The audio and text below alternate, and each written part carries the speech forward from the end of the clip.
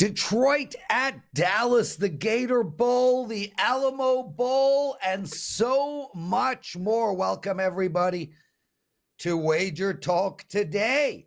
I'm Lawrence Presman. My co-host is Teddy Covers. And Marco D'Angelo, right off the bat. Marco, I hope you had a wonderful Christmas. How are you, my friend? Welcome to the show.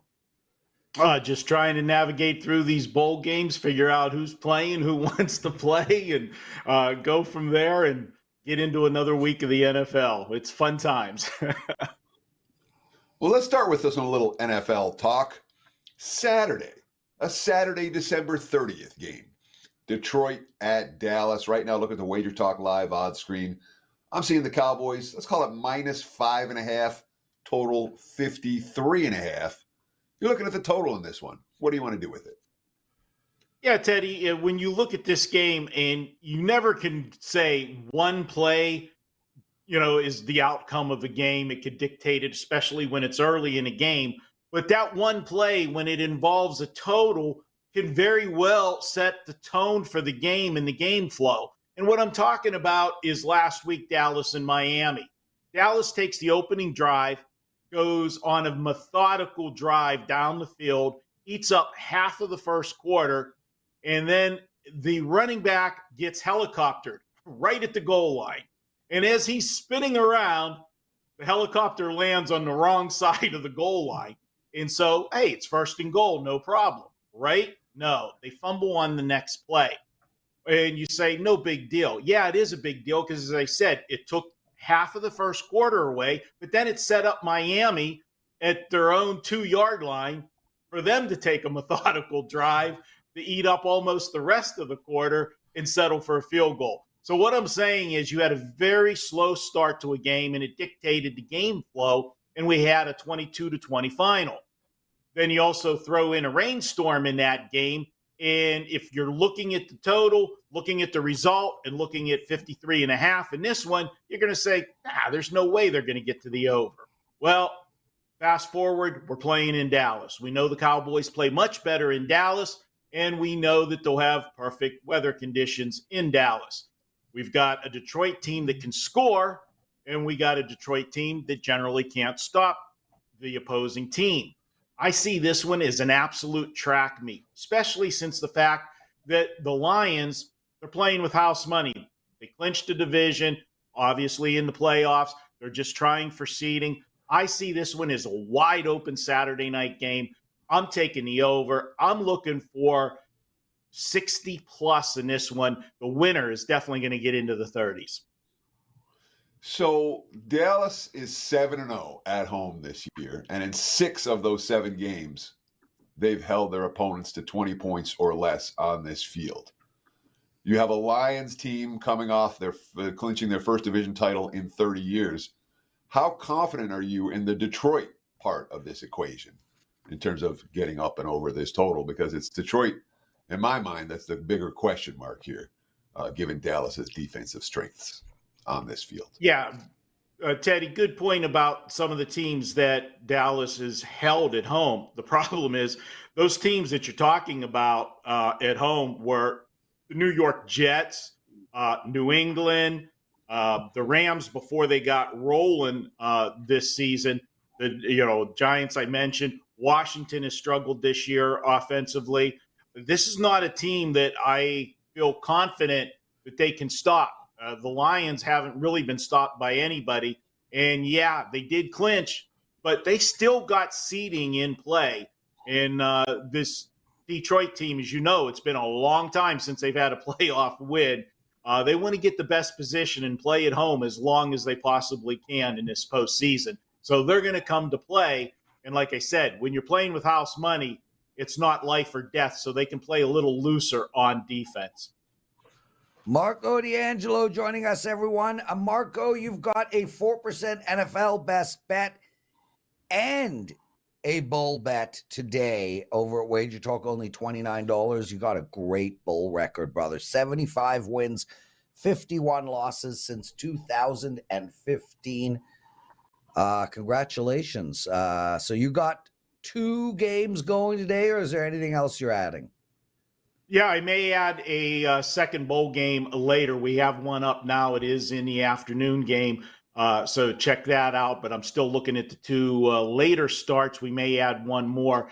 With the bowl season, as we said, guys, you got to get all the information that you possibly can get right up to game time, as we've seen movements. And that's the beauty of, buying a 1-day package or an all access package, guys, because whenever we add that play, you're going to know about it instantly. So that's the way to go, guys. Well, it's funny you said that, Marco, because like literally while you were explaining the over in the Detroit-Dallas game, I got some late info. I'm not like 3 minutes before the show started on the Pinstripe Bowl.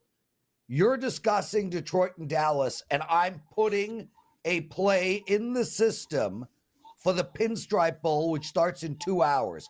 So all my all-access clients, I have added a college football bet for today. It goes in 2 hours. It was out of the blue, but that's what happens.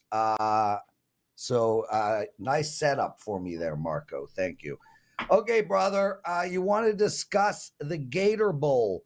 Kentucky, Clemson. I'm in play in this. I'm in play on this game as well. It's tomorrow. You like Kentucky? Tell us why.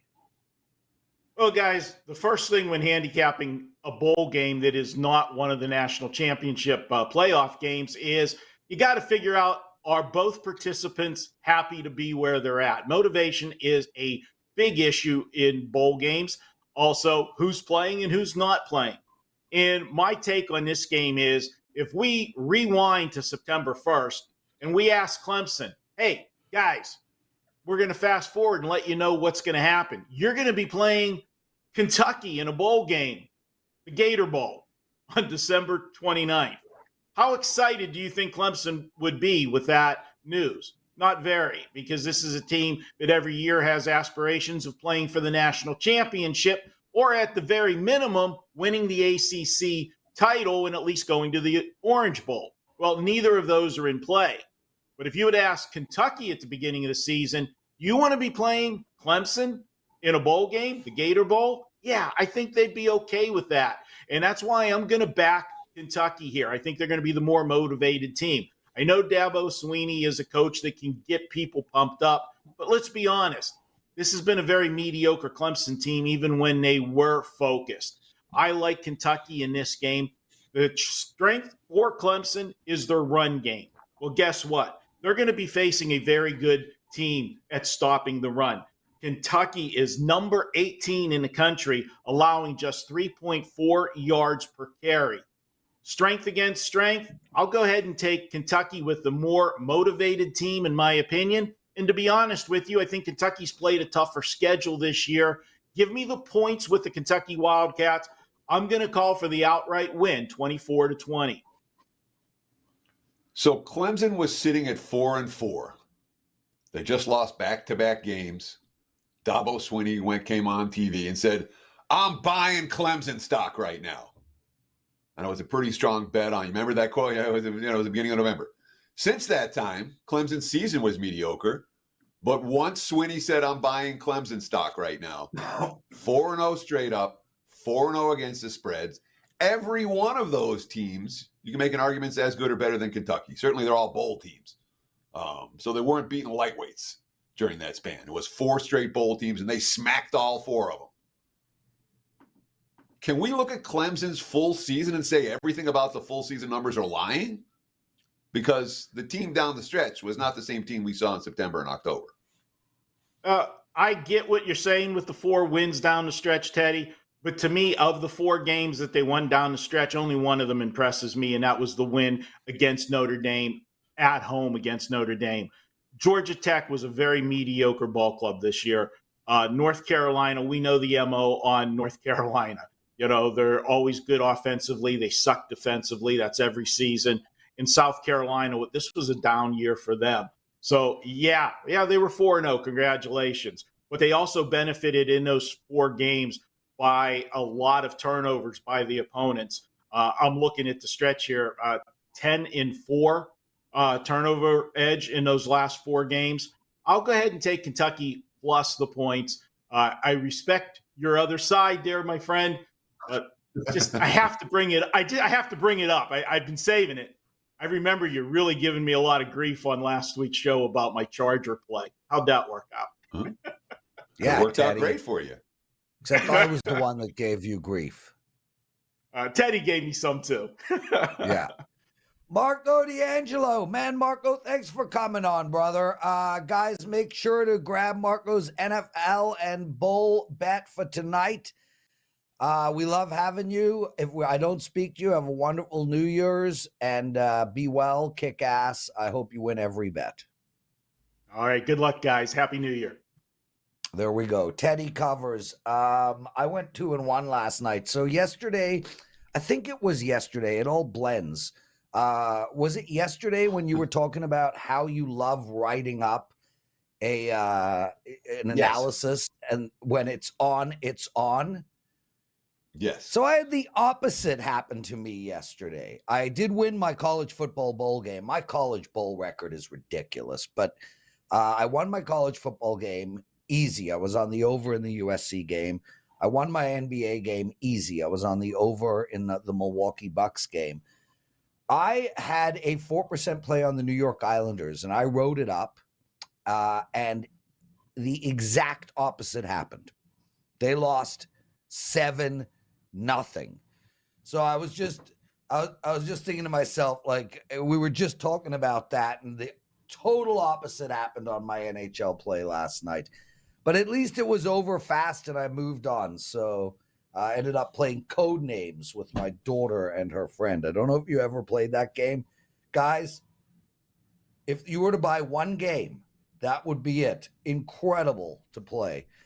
So, my brother, what did we learn in the wonderful world of sports betting? So you've got the underdog. You turn the game on. Do the announcers matter? There are two guys I feel like I got an edge already. As soon as you turn the game on and the underdog, you got the dog and you hear. Kevin Harlan is one of them. He seems to call more than his fair share of exciting games. And, of course, Gus Johnson, who's big enough that he's getting commercials now. And we talked about it yesterday. I'm running good in bowl season. I had USC last night, plus the full touchdown against Louisville. A bunch of late money showed, drove that line all the way down to +5, +4.5 even. Louisville goes up 7-0 on the first drive. I turn on the TV. It's Gus Johnson calling the game. And I immediately, when I hear his voice, I'm like, oh, it'll be fine. Chill, expect to win, even with Louisville's early lead. And, of course, the Trojans march down the field and tie it and never trailed again. A wire-to-wire job. Gus Johnson does that for me with the dog. That sense of confidence. You don't want him with a favorite, ever. Harlan's the same way. With a favorite, give me someone boring. Give me Jim Nantz. Give me Chris Myers. But when you've got the dog, and I'm curious if anyone else feels the same way about this. When you got the dog and all of a sudden you're like, turn on it, there's Gus Johnson, there's Kevin Harlan. You're like, yeah, I'm live. I felt that way last night, and obviously it all worked out just fine. Do you feel that way, Prez? Are there any announcers that you like just when you turn them on, if you have a favorite or a dog, you feel a different way? I don't know. I mean, it's one of those things that I'm like, am I the only one that feels this? Or is it just me? I don't even know what the hell you're talking about. Okay, so you have... wow. Oh. No. I mean, listen, I want to hear one commentator over another, but I don't think I have ever sat there and said, hey, every time Greg Olson calls a game, I win, or every time Romo calls a game, I lose. If they're on a dog or a total or under, over, prop bet, I don't know. Here's a concept. Harlan and Johnson are calling the exciting games. So if you have the dog, you expect some back and forth action. But how do they know it's exciting ahead of time? Know. Right. Brian Leonard, do you buy what Teddy's selling here? I don't care who the announcers are. I know what Teddy's trying to say, but from somebody who's bet a long time, it's just random. It's just random. Okay. Brian, we just brought you in when Ralph is supposed to come in, but I wanted your thoughts, dude. So now we'll ask Ralph. Ralph, do you buy what Teddy has to say? Well, Teddy, then all you got to do is look for every Fox game because that's what Johnson is on, and just bet the dog on all the Fox games, right, moving forward. I've never had that thought, to be honest with you, but I do understand this. Gus Johnson is Fox's number one, so they are always going to get the best game of the week, no matter what it is, no matter where they're playing, which means there's an intense rivalry, which you think sometimes that favors the dog. Have never thought of it. I'm just trying to give Teddy a little bit of a side that I can agree with. If you guys are sorry, Teddy, go ahead. No, it's fine. It's fine. Go. Okay, well, I was just going to say, I think I'm better off having closed the book on this one. He says. It's just a concept. It's just a thought process. It's just a feeling of confidence versus less confidence. Gus Johnson's on. I'm on the dog. I feel confident. But one thing I never do, I never go and look ahead of time, see who the announcers are going to be. Maybe that should be part of the handicap as well. Jessica Jensree writes, whenever Bill Walton calls hoops, I change the channel. Jess, you know I have deep love for you. But Bill Walton is one of the coolest people to ever live. This is a man who played basketball professionally and has seen more Grateful Dead shows than any person alive. I love. What? Who said what? What was that? That was Bryan. Yes, Bryan Leonard. That's a positive that he has seen more Grateful Dead shows than anyone alive. Correct. Okay. Ralph Michaels, let's get into your stuff, shall we? You've got a pick for us on the Arizona-Oklahoma game. It is the Alamo Bowl. It goes tonight. Tell us what it is and why. Well, guys, you know I always like to give you a client release. This is a client release, but I do want to preface it by saying it is just a 2%. I was going to pass today, then I looked at this game a little more, and I decided to use it. I'm on over. The line has dropped to 58.5 or 59 between Oklahoma and Arizona. I think Brian's going to talk about the side coming up in a bit, but this is one of the most sided opt-out games we have. Arizona, really, they've only lost one player opting out. OU has had a few players, including their quarterback. And the issue that only made this a 2% was they have 3 offensive linemen not playing in this game, either opting out or in the transfer portal. So that's a big concern. But I break down in the WagerTalk College Football Stat Guide. I have plays per game for the season, plays per game on the road and neutral, plays per game versus winning FBS teams. And these two teams combined are in the top 8 in all 3 categories, and they're in the top 6 in number of plays run versus winning FBS teams. Combined, they've averaged 142 offensive plays. You look at what they've done on the year. Oklahoma's offense has been elite. They are number 4 in the country, averaging 124 yards per game, more than their opponent's average. Arizona's offense, completely different with Fitta down the road. They actually finished top 20, averaging almost 70 yards per game more than their opponents allowed. The defenses for Oklahoma, the last 4 weeks, have actually given up more than their opponents allow. So I look at the matchup and I say, okay, well, is Arizona going to score? And I believe they can against this Oklahoma defense. The bigger concern for me is Oklahoma's offense with Dylan Gabriel and those offensive linemen. But, you know, we saw Jackson Arnold. Now, you look at backup quarterbacks and you could say, okay, he doesn't have experience, but he's a good quarterback. Or, you know, we talked about Florida State offline. It's a much different scenario, losing your number 1, losing your number 2, and having a number 3 quarterback.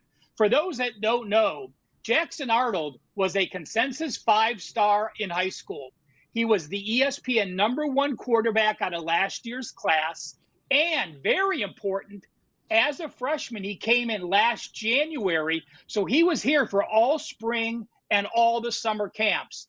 He is ready. Remember, he came into the BYU game, led them to a victory. Now, Oklahoma's also missing their OC Levy, who took over the head coaching job at Mississippi State.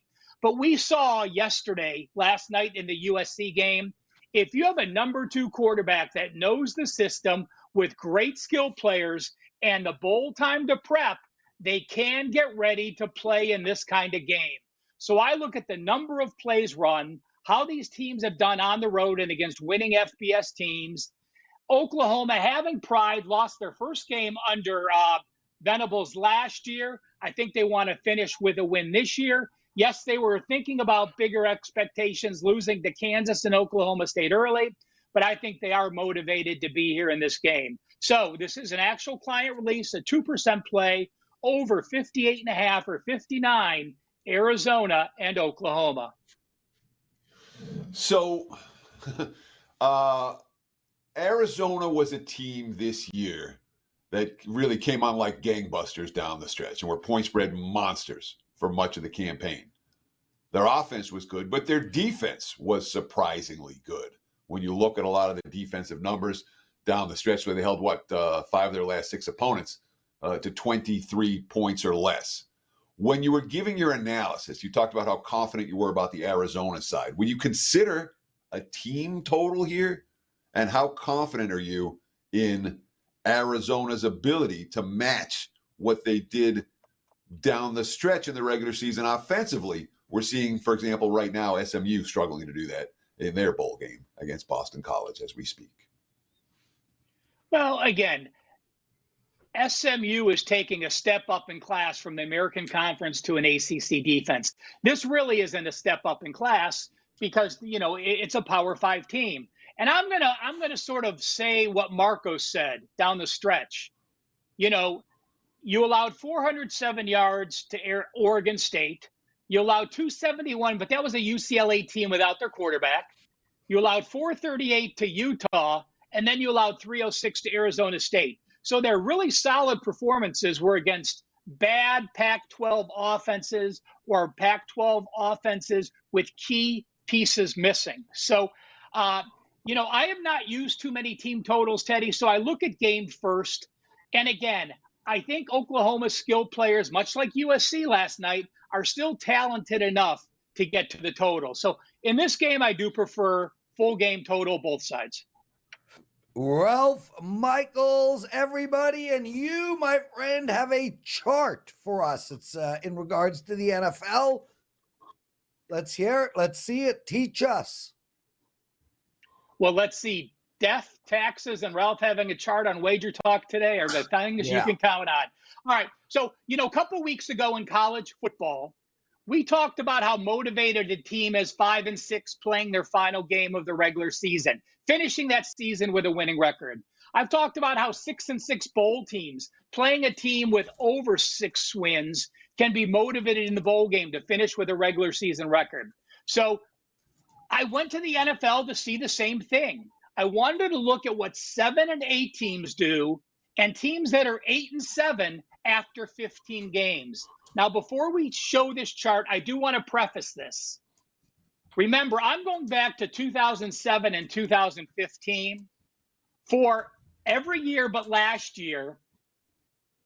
When you had 15 games, it was the final week of the regular season. So these numbers you have to take with a grain of salt with an asterisk because, again, now we're playing a 17-game season. But let's see that chart to see. The left-hand side are 7 and 8 teams since 2007. The right-hand chart are 8 and 7 teams since 2015. Take a look at the 7 and 8 teams, guys, on the left. Home teams that are 7 and 8. That's it. Not home favorite, not home dog. Doesn't matter what you did. Home teams that are 7 and 8 playing to get to 500, 66.7%. Road teams that are 7 and 8, 37.1%. And take a look at the bottom of the chart. Home favorites that are 7 and 8 have covered 77.3%. Away favorites that are 7 and 8 have covered only 16.7%. You look on the right-hand side, there's no red, guys. 8 and 7 teams. Blindly betting every team that's been 8 and 7, you've gone 19 and 8 against the spread. Pretty good numbers. 14 and 3 as a favorite. So I will tweet out this chart at CalSportsLV. You can dig into it a little deeper. But again, remember, last year was the first year we played 17 games. So there is an asterisk on this chart.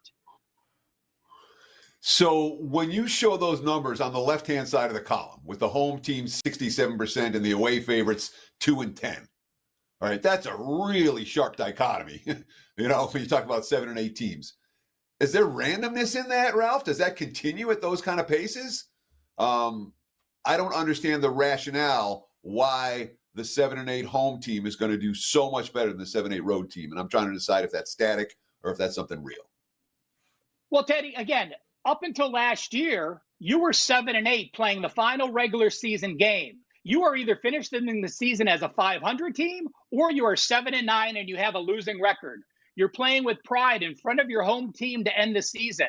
We know road teams tend to fade down the stretch. And if you're a 7-8 team and you're a home favorite, that likely means you're playing a team that is worse than you, just finishing out the season with no chance to get to 500. So I don't think it's random, but we'll have to see what happens when now it means it's game 16 of the season instead of game 17. Ralph Michaels joining us. Ralph, what do you got to promote? Guys, I'm on a great run. I finally got off a bowl schneid. I had a horrible start to the bowl season. My bowl customers know that, but went 2-0 in the bowls yesterday, off a 4-0 day. I have an NFL, NBA, and college basketball trio package today. All three sports with great records. NFL run 83% since December 17th.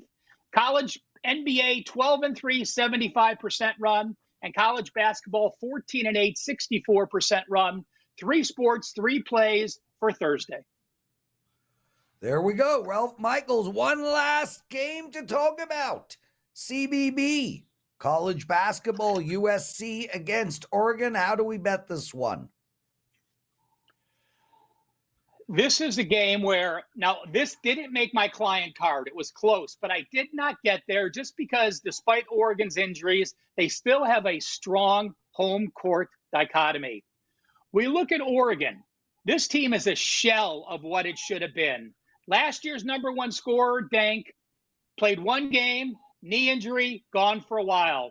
Number 4 scorer, Bartholomew, missed the last 2 games. Number 6 scorer, out for the year. Number 1 recruit, a 5-star, isn't going to play this year, had knee surgery. They've had 10 players start games this year, and only 1 player has started all 11 games. So you look at Oregon, you've only played the number 113 schedule. At home, you did play Michigan, but that game went to overtime. The rest of your home opponents are all 150 or higher. You look at USC. You know, Bronny James gets a lot of the pub, and Bronny James is going to be a very nice college basketball player. But this USC team is loaded. If you guys don't know, Isaiah Collier, yes, his dad was an NBA player. He's the point guard now who actually is playing point guard so well, he has supplemented Boogie Ellis to go to the shooting guard. Collier is likely the number 1 pick in the NBA draft next year. You look at Kobe Johnson. You look at DJ Rodman. Yes, Dennis Rodman's son transferred from another Pac-12 team. He has started 9 games. This USC team is talented. They have the number 45 strength of schedule, so they have played very difficult opponents, and they have already gone neutral games against Oklahoma. They lost by 2. A neutral game against Gonzaga. They faded against away late. They have gone to Auburn, and they played Seton Hall in a neutral setting. So the strength of schedule has them prepared to play here. I think Oregon gets tested at home. I think USC can win this. You look at Ken Palm's offensive and defensive ranks. USC actually ranks slightly higher in both. Again, they've been tested. No game for 9 days. That was the reason I didn't use USC as a client release. Their last game was December 19th when they played at Alabama State. And Boogie Ellis did leave that game. He is not listed on the injury report, but I've not read that he's 100% healthy. So that, no games over the Christmas break and the finals, and playing a tough division foe on the road kept me off as a client play, but clearly a game that's, to me, is at least WagerTalk Today worthy as a release. So one thing USC hasn't done this year is win games against class teams on the highway. I know it's early in the campaign, but you talked about the game versus Auburn and the game versus Gonzaga and the game versus Oklahoma. They lost all of those games. They're in a point spread position tonight where they better win or come pretty darn close. do you worry at all about the Trojans' inability so far to win games in hostile environments? Because that's in college basketball something that's fairly meaningful to me in this point spread range. Correct. And they've only played one true road game, Teddy, and that was Auburn. They lost 91-75. Yes, that is a concern. All those things added up. Yeah, they did play a neutral game against Kansas State and won. They did play a neutral game against Seton Hall. Both teams that are close to Oregon. I don't put them in the same class as Oregon, but they're in that B class right below Oregon to me. So yes, those are concerns. But you know what? When you have 4 guards like USC has, those are the teams I trust much more on the road. Collier, Boogie Ellis, Bronny, those are, and they have another guard. They have 4 quality guards. So they are a team that I look to play on as those young guards, including several freshmen, start to get experience. So point taken, that's the difference right there, Teddy. Couple injuries, couple going on the road, not getting a true road win. Make it a best bet here on the show and not a client release.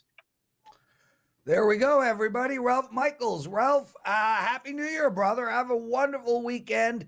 Kick ass. Like Marco, I hope you win every game. Thanks for joining us. We'll see you next week on Wager Talk Today. Teddy, so you lectured me, and you were right. Very, very rarely are you right when you started with me. So, guys, at the top of the show, I mentioned that my bowl record is unbelievable. And Teddy in the Slack channel writes, be careful when you say your bowl record is unbelievable. You are not on the leaderboard at Wager Talk in over the 3 days, the 7 days, or the 30 days. You have to tell them what your record is if you're going to say it's unbelievable. So, Teddy, you are correct. I've only had 3 bowl bets this year so far. 3. That's why I'm not up there. I am 2-1 so far this year. Last year, I went 15-5 in bowls. And over the last 3 years, I am 22-8. So that is my record. Now you all know. I also have 2 bowl bets today. One goes at 2 p.m. and the other is tonight. So thank you for allowing me to continue to promote myself, Teddy. That's what you do. Your big game breakdown, Bryan Leonard coming up. And if we do we'll go with 100 likes. If we get to 100 likes, I'll give you a daily presidential address. Teddy, it's time for your big game breakdown. Big game breakdown. Let's talk Liberty Bowl action. This is Friday at 12:30 Pacific time, 3:30 for you on the East Coast. So it is an early start game right now. Look at the Wager Talk live odds screen. Iowa State minus 10.5 pretty much across the board. If you shop around, there are 10s, there are 11s. But it's mostly 10.5s out there. 57.5 the current total. And this is one of those games where we've seen, the vast majority of line moves in bowl season that are more than a field goal are dealing with opt-outs and injuries and guy transfers and guys that aren't going to play. This is really the exception to that rule. This game opened Iowa State as low as minus 5.5, minus 6. It was bet up to minus 7 immediately. The 7s got bought out the next morning. It was sat at 8, 8.5, 9 for a couple of weeks, then up to 10 before Christmas, and now 10.5, the prevailing number. So this is wise guys liking the favorite, or at least they did when Iowa State was single digits. Now it's people who are following the wise guys liking the favorites. This is, of course, a rematch of the 2017 Liberty Bowl. The Cyclones won that 21-20. And, of course, this is a home game for the Memphis Tigers, despite the fact that their money's pouring in against them. Now, Memphis are going to miss a couple guys. They're without 2 offensive linemen. And frankly, the backup quarterback's gone. But Seth Hennigan doesn't miss a whole lot of time.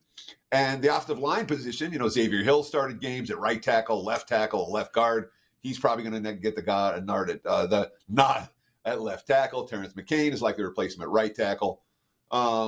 So it's not a hopeless situation for that Iowa State offensive line, or the Memphis offensive line, not by any stretch of the imagination.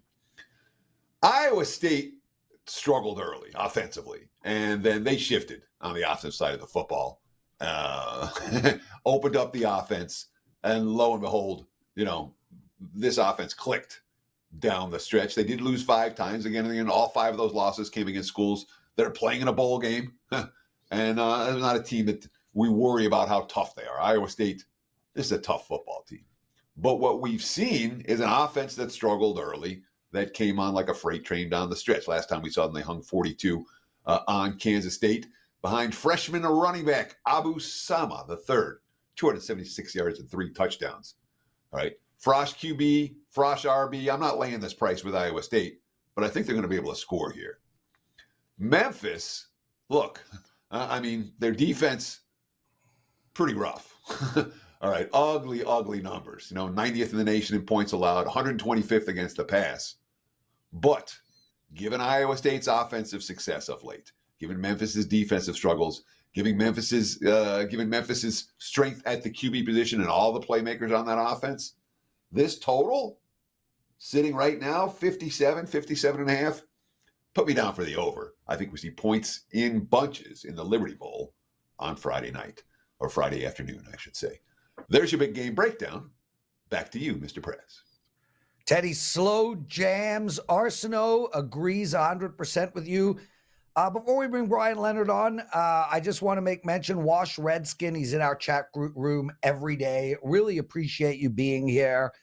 Thank you. With that said, so I mentioned that I went 15-5 last year in bowl games. Wash Redskin writes, nobody cares what you did last year. So I had an image running in my head, Teddy. I pictured Wash Redskin sitting down with like 4 financial planners as he chooses which financial planner to give his hard-earned money to.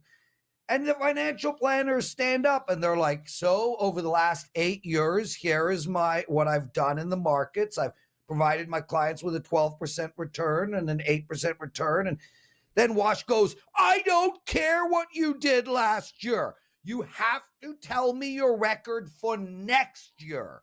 That's how I'm going to pick a financial planner. I only want to know what you haven't done yet next year. Wash Redskin. We are financial planners, and our records last year are important, and it does demonstrate the successes and failures that we have. So I don't understand your point, but if financial planners can't discuss what they did last year, they can't discuss anything. Bryan Leonard joining us. Bri, you are one of my favorite guests. Thank you for coming on, brother. I appreciate it, and I understand what you're saying, but you'd be amazed at how many people, and we know it just because we sell picks every day, people buy the 5% play. Whoever's got the 5% play, that's what they buy. They don't care what we have done in the past, but the people that are serious sports gamblers definitely care what we've done in the past. Said. Yes, it's common sense. I mean, if a guy ran for 1,000 yards each of the last 5 years, you don't want him on your football team? No. The way Brian, the way you should sign football players is what they're about to do that they haven't done yet 2 years from now. That's how you do it. You're like, your past is irrelevant. I refuse to listen. Okay, enough. Prez is rambling. Your past again. is irrelevant. So I'm gonna speak in favor. Yeah. I'm gonna speak in favor of a guy who comes into the chat every day. Okay, a loyal viewer. All right, and you guys are like, oh, it doesn't. Last year's record doesn't matter. I mean, it matters in the one sense, but what matters most is what are you going to do this year? The concept of looking forward. Teddy, when you're stop. When you're a financial planner, when you're a financial advisor, when you're a handicapper, when you're a handicapper, it demonstrates how good you are based on your past. Bryan Leonard is the number one most profitable expert. I don't want to fight with you about this. Stop. Every financial planning document you get, past results do not necessarily indicate the future returns. It's the same thing for sports. Of course. All right. But you have to choose someone some way. You can't. That's what he's saying. Guys, I've got 5 plays going tonight. All all 5 have already won, even though they haven't started. So make sure to grab them. I will not lose a play ever again. Right, Arizona -2.5 versus Oklahoma. Look, an amazing handicapper would already know the score of this game.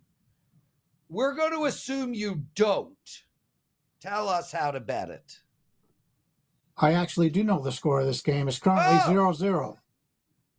Nicely done. And I do want to point out to Teddy's point, I handicap baseball very well. And when you take a young player, you're trying to assume what he's going to do in the past or in the future based on what he's done in the past, but it's hard to do. And yeah, just because we won in the past does not mean we're going to win in the future. But I would rather have somebody who has won in the past over somebody who has lost in the past.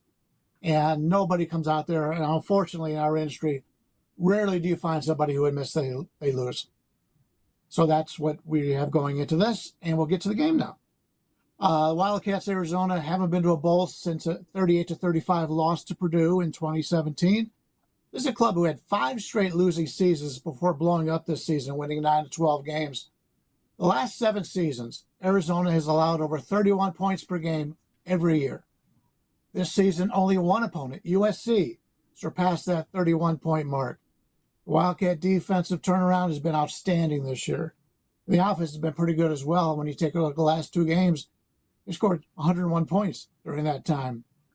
Rolf talked about this game a little bit earlier, so I won't go as in-depth as Rolf did, but Oklahoma bounced back from a rare losing season under Brent Venables' first year here to win 10 games this season.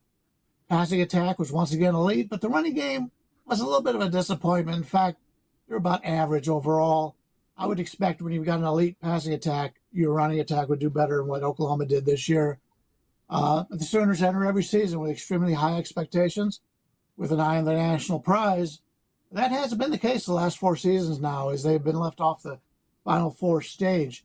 So my question is, would this line be where it is if you were looking at Oklahoma by name or by the amount of players that are going to be playing for Oklahoma here?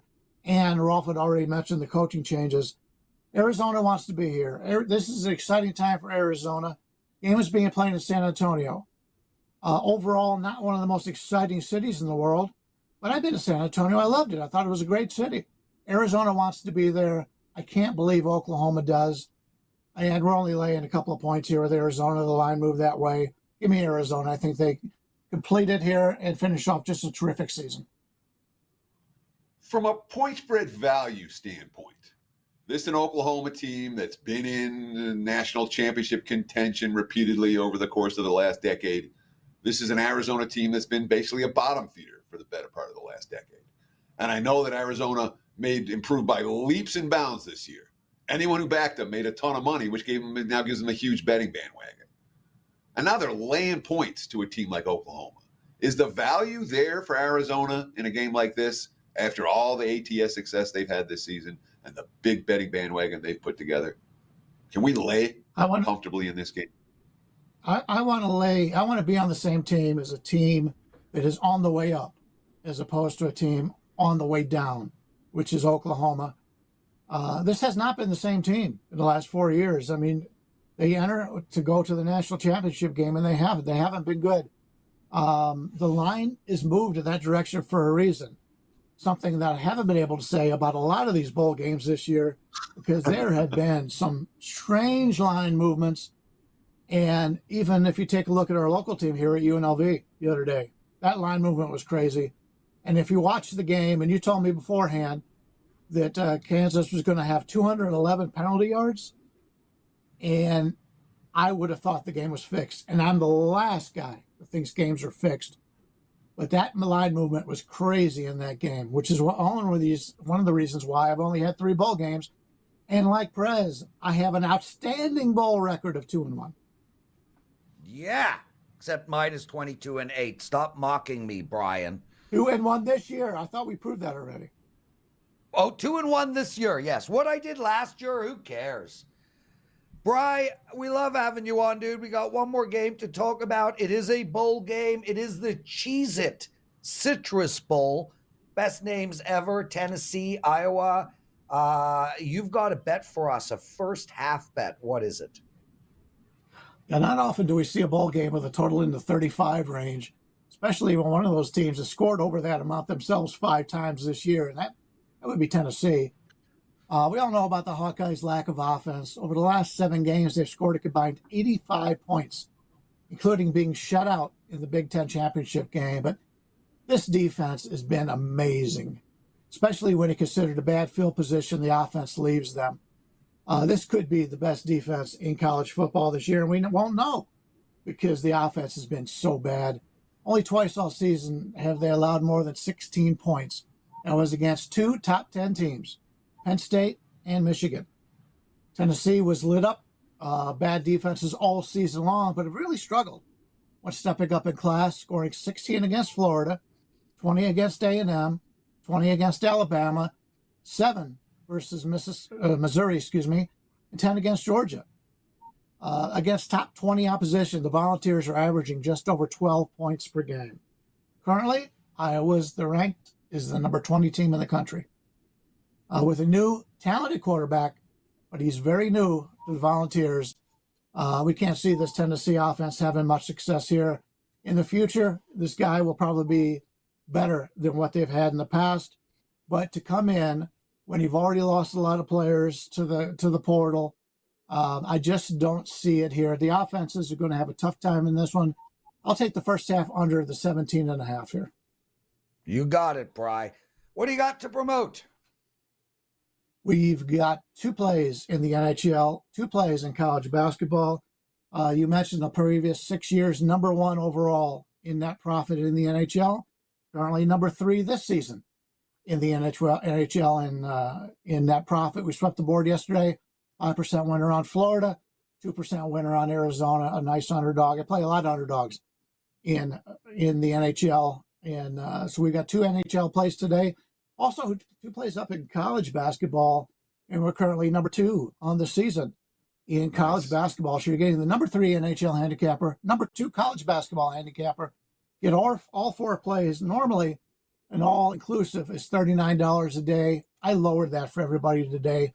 Only $29 get you all 4 of our best bets on today's card. Guys, and remember, Bryan had an incredible college football year. But, Bry, what are you going to do tomorrow? Anyway, you don't need to respond. I'm just playing around. Wonderful stuff, man. We love having you on. Have a great New Year's. Incredible weekend. I hope you continue to win all your bets. Go, Bryan Leonard. Teddy Covers, there's a bunch of people in the chat room that think you should run for president. I pictured the press conferences. Oh my God. Could you imagine you as a president in the press conferences? I mean, people would cry. Like, you would make people cry. Okay. That was, I mean, as a teenager, that was my dream. Same with me. Same with me. Yeah. But that was once adult life hit and you realized the hurdles that are required to attain a position like that wasn't going to happen. Dan, but thank you. Very flattered. We lowered the likes to 100. We're at 96, but given it is a holiday week, we are having less people watch live. Let's do a daily presidential address. Welcome, everybody, to the Daily Presidential Address. I'm Lawrence Presman. I'm excited to be here. I've got a big card tonight for my clients. I'm also going to give you 2 NHL bets that I love for tonight as well. I just want to make mention. Thursday night, I have 1 college football bet going late. I have 1 NHL bet, 1 college basketball bet, and 1 NBA bet. And man, go check out my streaks. Like NHL 10-3, college 23-11, NBA 11-6, bowl bets. I'm killing it. 22-8, just rolling in all of those. So take advantage, please. Okay, your 2 bets for tonight. I love the Canucks. They are minus 160. I think you should split that bet up, half in regulation, half on the money line. And I like the over in the Edmonton San Jose game. Thank you all for watching. Teddy, one more show tomorrow. Take us home. Sure. Tomorrow will be our last show of 2023. After that, we're talking about a new year. And of course, we will be off on Monday, New Year's Day. You guys don't want to watch. You'll be watching bowls. That being said, that's going to wrap it for the Thursday edition. We'll do it again tomorrow. Same time, same channel. 9 a.m. here on the left coast, noon for you back east. Please tell your friends about Wager Talk Today if you haven't done so already. And enjoy the games. Best of luck with all your wagers on Thursday.